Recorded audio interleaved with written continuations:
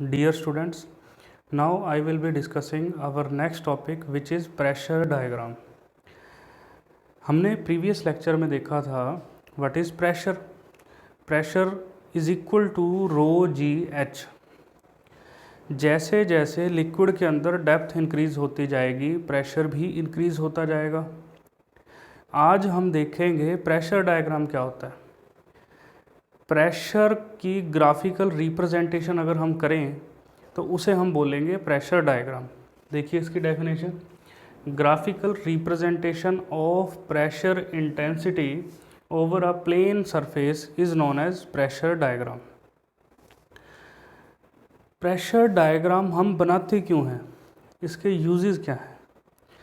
आज हमने देखा हाइड्रोस्टैटिक फोर्स कैलकुलेट करना and centre of pressure calculate करना.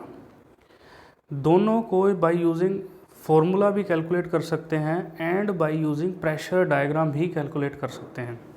तो uses of pressure diagram. First point is uses of pressure diagram. दो चीज़ें हम निकालेंगे by using pressure diagram, that is total hydrostatic force F and centre of pressure HCP. Now second point, आपको एक बात याद रखनी है. प्रेशर डायग्राम तभी यूज़ करना है अगर जिस सरफेस पे आप फोर्स कैलकुलेट कर रहे हैं दैट इज आइदर रेक्टेंगुलर और स्क्वायर. थर्ड पॉइंट, आप जिस सरफेस पे प्रेशर कैलकुलेट कर रहे हैं वो रेक्टेंगुलर या स्क्वायर तो होनी चाहिए, लेकिन it can be in any orientation. For example it can be vertical, horizontal और इंक्लाइंड. अब हम प्रेशर डायग्राम के दोनों यूजेस का एग्जांपल देखते हैं. फर्स्ट यूज़ है to calculate the centre of pressure. आपको ये याद रखना है, note 1, centre of pressure is equal to centroid of pressure diagram. आइए देखते हैं. एक सरफेस आप एज्यूम कर लीजिए, एक rectangular surface having width b and depth h. इसकी साइड व्यू देखिए आप. इसका हम अगर प्रेशर डायग्राम बनाएं, हमें पता है यहाँ पे प्रेशर कितना 0, और जैसे जैसे डेप्थ इंक्रीज होती जाएगी प्रेशर बढ़ता जाएगा, that is rho ji h. तो ये हो गया इसका प्रेशर डायग्राम जो कि एक ट्रायंगुलर शेप बन के आया.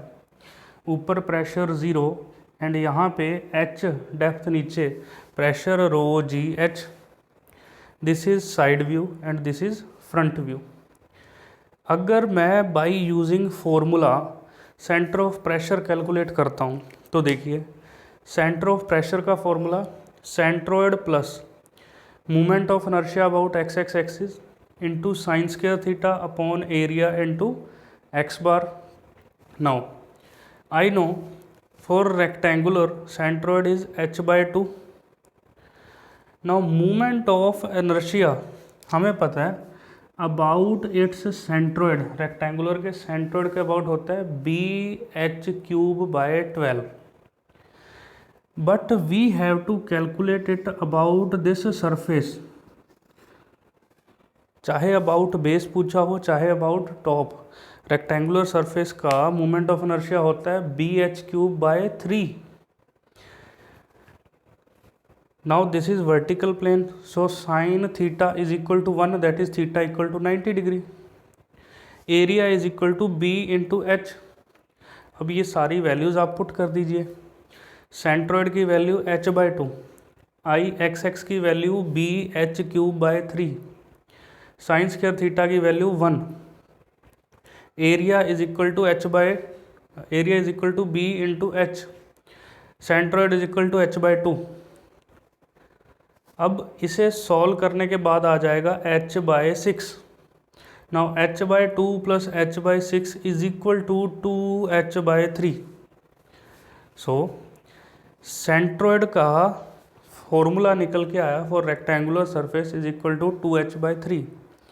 लेकिन इतना सब सॉल्व करने की बजाय अगर मैं सीधा ये नोट 1 देखता, centre of pressure is equal to centroid of pressure diagram. अब देखिए, हमें पता है ट्रायंगुलर का सेंट्रोइड टॉप से कितना होता है, 2h/3।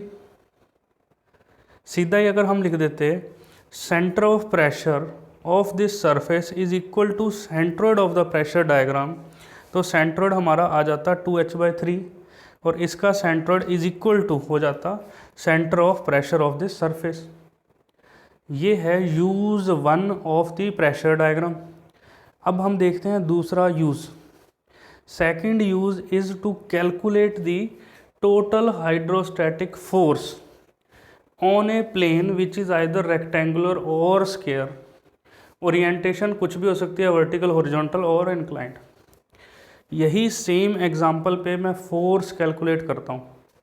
पहले तो हम हाइड्रोस्टैटिक फोर्स कैलकुलेट करते हैं by using formula of hydrostatic force. मैंने बताया था आपको याद रखना है wax, that is W into area into x bar. W है यहाँ पे specific weight is equal to rho ji.